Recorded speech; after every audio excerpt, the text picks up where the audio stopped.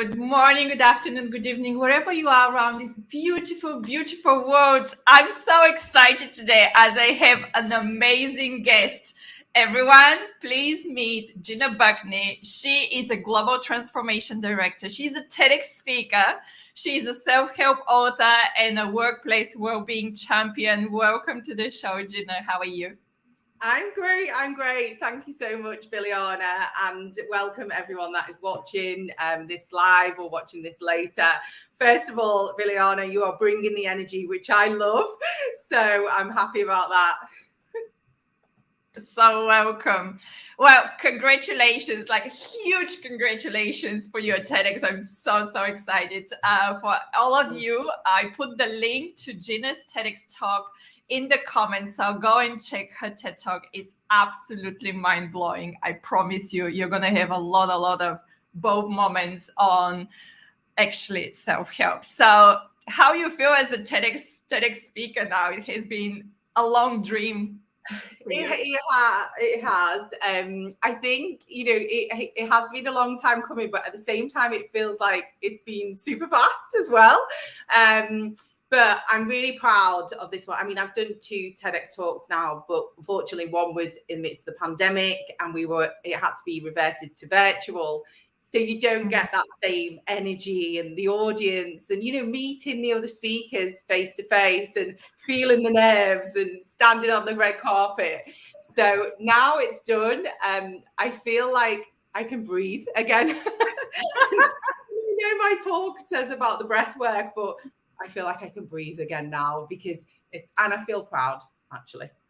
Yeah, I was one of the fortunate people actually to watch one of the first people to watch your videos as I helped you to upload it, and I was listening, and you were asking spot on questions. I'm not gonna spoil it to all of you. You have to watch that TED talk, but you open up with a question that was like straight away, like I was in. I was like, oh my God, this is gonna be absolutely amazing. So well done on delivering it really in a very beautiful way, but also to allow yourself to be vulnerable on stage is not many people can do it. Actually, it was absolutely amazing.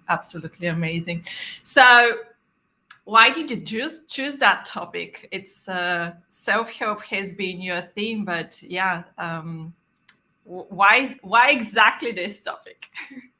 Yeah, I think great question. First of all, before I go into that, I want to thank you, Biliana, because you just mentioned there you're one of the first people to see my talk, and that's because you've been so heavily involved in this whole process, supporting all of us to get these talks uploaded to the platform and just make sure that we've positioned it in the correct way. So thank you, first of all, because we couldn't have done it without you, and the entire TEDx Bedford team, which we'll come on to before we finish the call, because I have more to say about that.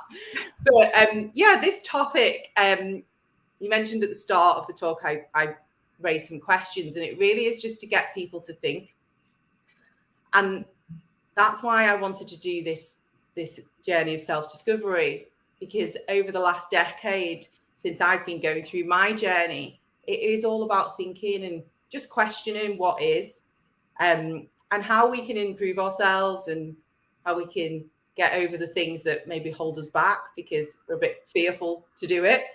Like you say, showing vulnerability is not an easy thing to do. And then standing on a stage and doing it to the entire world is definitely not easy.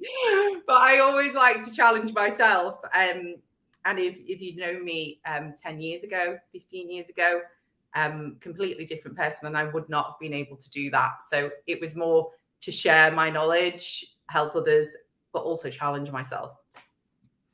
For all of you who don't know Gina, as some of you are from my network, what I want to actually say about Gina is that a little bit from your story, you're one of the people who achieved everything in your life, or thought that you achieved everything in your life. And then at some point you ask yourself the question, okay, that's great, but what's next? Am I still really having everything what I want? What are my bigger dreams? And that's how you started your self-transformation journey. So tell us a little bit about that. Yeah, it's happened to me twice now in my life. You know, I started my journey 10 years ago. It's happened again since then. And I think as a child, we all have our dreams and, you know, where we think we want to get to in life. And sometimes what can happen, and what happened with me, is you get there, or you get very close to getting there, and you think, am I happy? Actually, for my whole life since a child, I thought I'd wanted X, Y, and Z, and I've achieved it, but I'm not happy in some way, shape, or form. And I'm out of balance with my life. I might have put all my energy into achieving this, but neglected other parts of my life. And that's where it starts, really. It's a feeling of unhappiness or discontent, for want of a better word, really, that sparks something to say, right, well, why is that? And then so you go on and you have to transform yourself. And I've done that a number of times now, changed my career, the way that I work, and me as a person. And then you might get to that point again. And I think what I realized, it's all a journey. And that's why I called it a journey of self-discovery, because it never ends. So sorry to say it for any of you that are watching this and thinking, okay, I'm going to get to this goal and I'm going to be happy. If you're a high achiever, you won't be, because you'll get there and you'll be happy for a moment, and you'll go, okay, well, what's next for me? Because, you know, you need to continue to grow and learn and be fulfilled. And that's all it is. It's knowing, okay, well, where's the next line in the sand for me? I have a cheeky question for you, because you are one of the people who is like really consciously knowing that you achieved what you wanted. How do you celebrate all the achievements?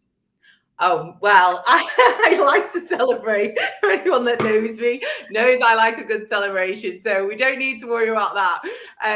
But in fact, one of my journals, I've created 5 self-help journals now, shameless plug here, available across the globe on Amazon. And one of them is about celebrating success, because it is so important when you are someone that is always going on to the next thing, trying to achieve, deliver, to say, right, let's pause for a moment and give ourselves a pat on the back and everyone around us that's helped us get to that point. Because if you don't, firstly, what are you working for? And the impact of it is you will lose motivation to keep on going. So to answer your question, celebrating success, it's changed over the years. You know, when I was younger, I'd like to go out a lot, you know, like a good old knees up.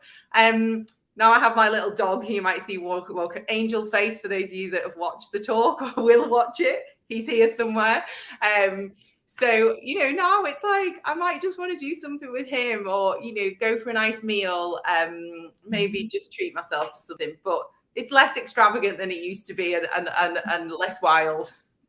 Yeah, exactly. In your TED talk, you were talking how it's not just how to get to that fulfilled moment, but also how to change our brain, to transform our brain on the journey of transformation, which I absolutely love. And I think what is really, really important is to tell our brain, exactly as you said, pat ourselves on our back, but also tell our brain and the body that this has been done, you know, like whatever we've been dreaming and working on for years and months, it has been done, you know, like before you ask yourself the question, what's next, just, you know, tell your brain that you made it, it's done, you know, it's there. So absolutely. Yeah, definitely. And just as well, telling yourself, well done, because sometimes we can tell everyone else, but telling yourself, like you say, you have to do that for yourself. And just bask in the moment a little bit. Absolutely. I have a question about your TEDx journey specifically, because a lot of people think that it's super difficult. There are people also who think that it's super easy. How was your TEDx journey? It's been up and down. I'm not going to sit here and say it's super easy. And, you know, I'm not going to sit here and say it's super difficult. I probably sit in the middle somewhere. But there have been times when it's difficult. and there's been times when it's like, oh, actually, this is okay. So I think the challenge for me, let's go to the challenge first. It was really having the confidence to be able to share such a personal story and not worry too much about what people will think of me, because that's been something over the years that, you know, unfortunately, I do worry about what people think. I'm learning to get over that a little bit more and say, you know, this is me and this is who I am. But yeah, I'd say that was the challenge, just opening up and actually decided. Sorry, I'm laughing, but for any of the TEDx Bedford team that are watching this, they might say the biggest challenge for me was choosing what to wear, and I had them run ragged on the day. I came with 3 outfits. I had a dress rehearsal. I then seen a picture of me in a dress. Thought, I don't like that. I changed my outfit so at the very last moment. And one of the guys, honestly, I've apologized and I'll apologize again. It was probably about 2 minutes from going on stage, and I'm going, should I change back into the other outfit?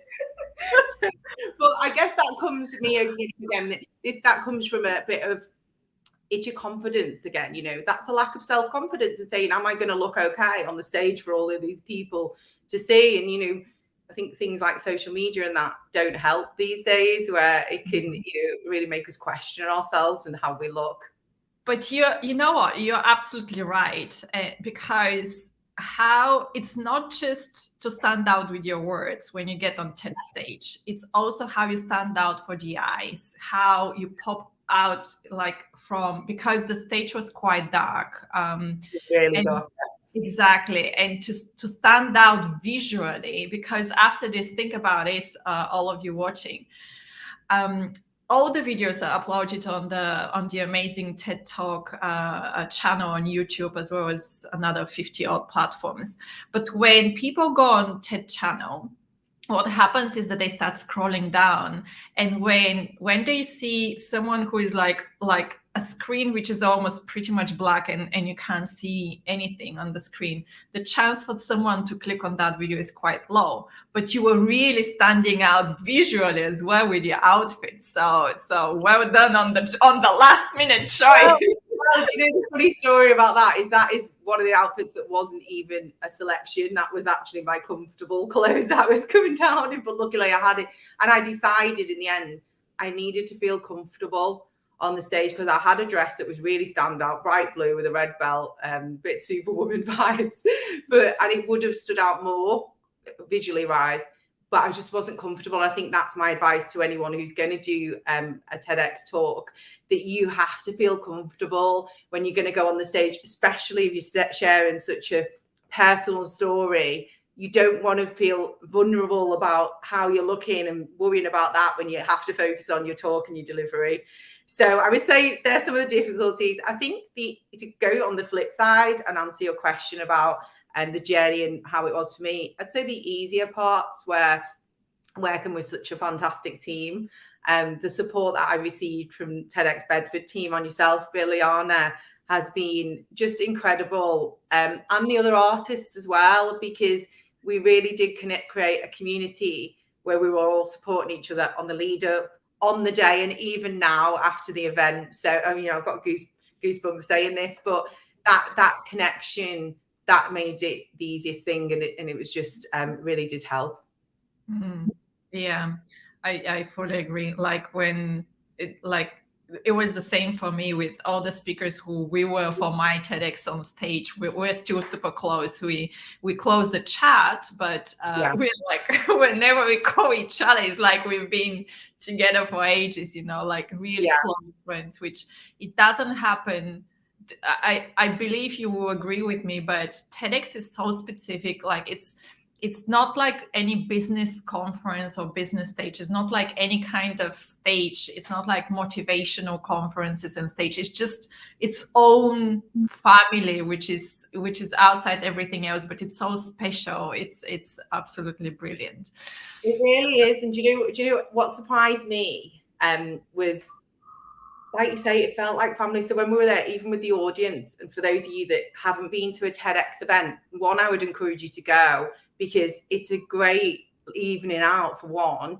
I didn't know that everyone got fed on the audience as well. And, you know, as the speakers, we were allowed to go and have food with the audience in the interval. And actually that made it really intimate, because we were able to go and talk to people and get their feedback on how they felt about a talk, or which talks they've enjoyed or could relate to most. And for me, that was really special and unexpected as well. Did you feel like a celebrity? I don't know about that. I don't know about that. But I enjoy talking to everyone and meeting everyone, yeah. Absolutely, I'm sure. Okay, you gave us the challenges. What was the one thing what you will always remember from your TEDx journey? I think there's so many things that I could answer here. Go on. But I think for me, it really was about, you know, I've wanted to do this now for some time, and just standing on that stage with the red dot, feeling completely vulnerable. And I was nervous, by the way, for those of you that are thinking, do people get nervous? I was, you know, when I went out. But then when I got on there, it was like, it was just, I was happy to be there. And especially after the feedback that I received from the audience as well. So for me, it's actually doing the live event that is the most memorable thing, because that was, you know, you can't get a better feeling than that. Absolutely amazing. Oh, beautiful. Can I just say that I love the Christmas tree behind you? Oh, thank you. This way, there we go. Being festive, yes. Oh, yes. That's my version of the Christmas tree. I didn't little baubles on it. Yeah, I didn't. Actually, it's very weird, because all the Christmas lights are in front of me, but not not behind me, so you're not gonna see them all. Okay, absolutely amazing. So, tell me, what is next for Gina Buckney? Oh, so much, I hope. First of all, I hope a lot. I think for me, it's obviously continuing my journey. I know what I want to achieve, but I think what I've learned through my self-analysis, and, you know, if you watch the talk, you'll hear all of the stuff that I've gone through, trying to remove those roadblocks that exist within my mind. We touched on the neuroscience element before. The brain, you know, I talk about the brain a lot. I love to learn about the brain. I'm a bit of a geek in that way. I've always been obsessed by it a little bit, and I'm now doing an online study with Harvard just to solidify some things that I already knew about the practice of mindfulness and meditation, which I'm a big advocate of. And I bring that into a lot of the education and the talks that I do. So what's next for me is more talks. I'm working a lot with corporate companies at the minute, helping them with workplace wellbeing for their employees, which I'm hugely passionate about, because I won't get on my soapbox too much, but we have to find a better way to work, because there aren't there aren't enough hours in the day just to keep working harder and harder and harder when we're in these high pressured, high challenging roles and environments. So for me, it is about helping others maybe not make the mistakes that I did sometimes. So that's a big thing. More speaking. I am considering, do I do another TEDx? I was just about to ask, are you going to do another TEDx? There's a lot more in the tank that I've got, and there's a lot of other topics as well, because that was just scratching the surface on, what I've learned over the last 10 years. So another TEDx, maybe more journals. I keep saying I'm going to write a book, but I've not got around to having the headspace to do that. But that's definitely on the cards in the future as well. So yeah, that and much more, hopefully. Amazing. So are we going to expect the third TEDx to be on well-being? Perhaps. That might be a topic. As I say, there's quite a few different, I guess, passions that I've got. My passion is personal development, and it's about how do we grow and evolve and get better in our lives, but also happiness, because you can't, sometimes we do that at the expense of our happiness. So it's about how do we get the balance. I call it the 4 pillars in our life. Maybe that's the next TEDx talk, actually, but we'll see. Yeah, you did mention the 4 pillars in that TED Talk. Well, for all of you watching right now, go and watch the TED Talk from Gina Buckney and put in the comments all all your feelings and what was the one thing what you took out of Gina's TED Talk, because that is really important after this, just to ask yourself like what is that one thing what you will always remember. So put it in the comments. I'm looking forward to read them. Okay, any final words, my dear, before we wrap up? Just final words, I guess, just a couple. Firstly, thanks to you again, Liliana, and the entire TEDx team. I know I keep saying it, but I can't thank you guys enough, because I wouldn't have been able to do that without all of you. So that's my first thing. And for those of you that are watching, that are thinking, okay, I want to start my journey, or maybe you already have started it. I have had a lot of messages since the talk of people saying, I really related. And I've just started breath work, and, you know, different messages. What I would say is be kind to yourself, because it's a journey and it's not all easy. There's going to be times where it's going to be difficult, because you are breaking through those, you know, the glass, I guess, that sort of hold you back. So I would say be kind to yourself along the journey, and don't put a time limit on it. Don't pressure yourself. Just go with it. And that's what I would say to anyone. Beautiful, beautiful words. I'm going to finish with your words. All of you have an amazing, amazing Tuesday. I'm going to see you on Thursday for another amazing exclusive interview. Thank you so much for coming today and watching it. Put the hashtag replay if you're watching on the replay, or hashtag live if you're watching it right now on live. Thank you so much. Thank you. Thank you, Liliana. Thank you, everyone. Take care for now. Bye, everyone. See you soon.